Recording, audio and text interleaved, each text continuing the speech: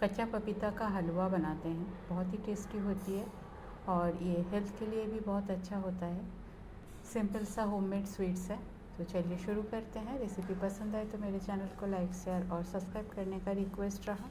एक medium size का कच्चा पपीता ले लिया, इसे अच्छी तरह से धो लिया, पपीता को छील लिया, इसके बाद लंबाई में काट लिया इसको, क्योंकि इसे ग्रेट करना है।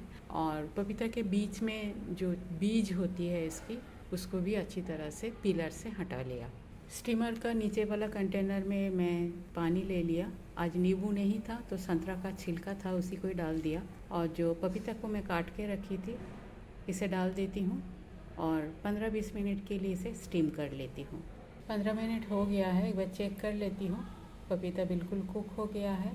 गैस बंद कर देती हूँ, लिड कवर करके इसे थोड़ी देर ऐसे छोड़ देती हूँ। उसके बाद इसको बाहर निकालती हूँ। पपीता ठंडा हो गया था, उसको मैं ग्रेट कर लिया और साथ में कुछ ड्राई फ्रूट्स लिया, आमंड, काजू, पिस्ता और किशमिश। पैन में थोड़ा सा घी डाल देती हूँ। हलवा है तो घी तो डालना ही पड़ेगा। घी गरम हो गया है, ड्राई फ्रूट्स को डाल दिया, हल्का फ्राई कर लेती हूँ इसे और साथ ही में डाल देती हूँ ग्रेट किया हुआ पपीता। पपीता को भी घी में अच्छी तरह से फ्राई कर लेती हूँ।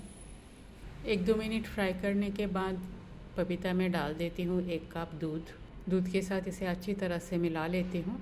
फ्लेम को लो करके पैन को कवर कर देती हूँ और दूध में पपीता को 1-2 मिनट पकने देती हूँ। 1-2 मिनट हो गया है, पपीता भी अच्छी तरह से बिल्कुल कुक हो गया है। पपीता का हलवा को आप कच्चा भी ग्रेट करके बना सकते हो, पर उससे अच्छा टेस्ट इसमें आता है अगर इसको थोड़ा सा पहले स्टीम कर लो। चीनी डालती हूँ अपने स्वाद अनुसार। इवन आप इसको गुड़ में भी पका सकते हो। इलायची पाउडर। अब इसमें डाल देती हूँ 3 चम्मच मिल्क पाउडर।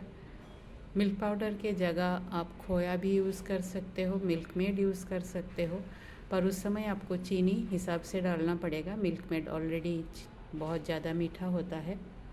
चीनी और मिल्क पाउडर को अच्छी तरह से मिक्स कर लेती हूँ। चीनी मेल्ट होते ही ये थोड़ा सा लिक्विड हो जाएगा। कुछ केसर का स्ट्रिंग डाल देती हूँ, इससे कलर भी अच्छी आएगी। चीनी मेल्ट होना शुरू कर दिया और ये लिक्विड भी हो गया है।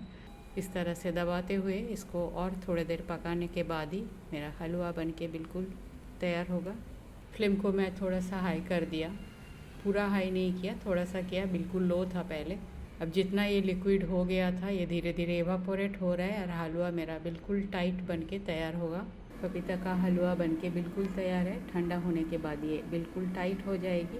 रेसिपी सिंपल है। पसंद आए तो मेरे चैनल को लाइक शेयर और सब्सक्राइब करने का रिक्वेस्ट रहा।